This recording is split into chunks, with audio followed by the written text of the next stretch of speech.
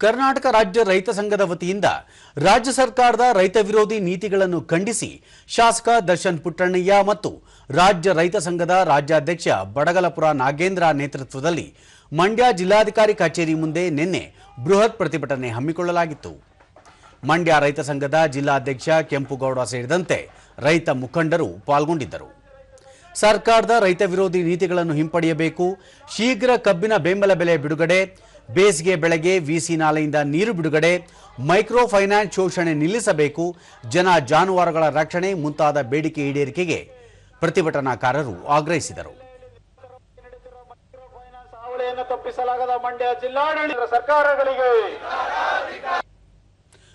ಮಾಧ್ಯಮಗಳೊಂದಿಗೆ ದರ್ಶನ್ ಪುಟ್ಟಣ್ಣಯ್ಯ ರೈತರ ಸಂಕಷ್ಟಗಳಿಗೆ ರಾಜ್ಯ ಸರ್ಕಾರ ಸ್ಪಂದಿಸುತ್ತಿಲ್ಲ, ಮೈಕ್ರೋ ಫೈನಾನ್ಸ್ಗಳು ಸಾಮಾನ್ಯ ಜನರನ್ನು ಶೋಷಣೆ ಮಾಡುತ್ತಿವೆ, ಕಬ್ಬಿನ ಬೆಂಬಲ ಬೆಲೆ ₹100 ನೀಡುವುದಾಗಿ ಆಶ್ವಾಸನೆ ನೀಡಿದ್ದ ಸರ್ಕಾರ ಈವರೆಗೆ ಬಿಡುಗಡೆ ಮಾಡಿಲ್ಲ, ನಮ್ಮ ಬೇಡಿಕೆಗಳಿಗೆ ಸರ್ಕಾರ ಸ್ಪಂದಿಸದಿದ್ದರೆ ಮುಂದಿನ ದಿನಗಳಲ್ಲಿ ರಾಜ್ಯಾದ್ಯಂತ ಬೃಹತ್ ಪ್ರತಿಭಟನೆ ಮಾಡಲಾಗುವುದು ಎಂದರು.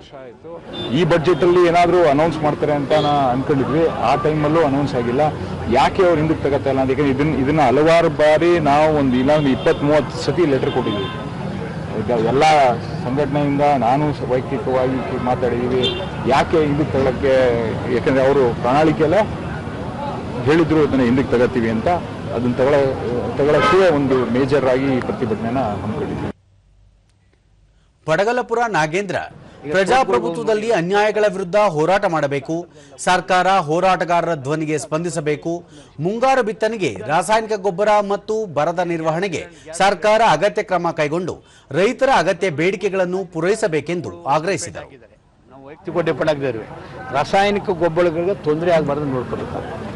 ಮುಂಗಾರು ಮಳೆ ಅಲ್ಪ ಸ್ವಲ್ಪ ಬಂದರೂ ಅದಕ್ಕೆ ಏನಾಗಬೇಕು ಅಂದರೆ ಕೃಷಿಗೆ ಮತ್ತೆ ಬರ ಬಂದು ಎದುರಿಸೋಕ್ಕೆ ಸರ್ಕಾರ ಈಗಲಿಂದ ಸಜ್ಜಾಗಬೇಕು ಅನ್ನೋದು ನಾವು ಒತ್ತಾಯ ಮಾಡ್ತಿದ್ವಿ. ರೈತ ಸಂಘ ಸುಮ್ಮನೆ ಬಂದ ಮೇಲೆ ಪರಿಹಾರ ಕೊಟ್ಟಿದ್ದೀವಿ. ರಾಜ್ಯ ಸರ್ಕಾರ ತನ್ನ ಮಿತಿ ಒಳಗಡೆ ತಾನು ಶ್ರಮ ಹಾಕಿ ಬರನ ಹೆಂಗೆ ಪ್ರೊಟೆಕ್ಟ್ ಮಾಡಬೇಕು ಅನ್ನೋದು ಹೋಗ್ಬೇಕಾಗುತ್ತೆ.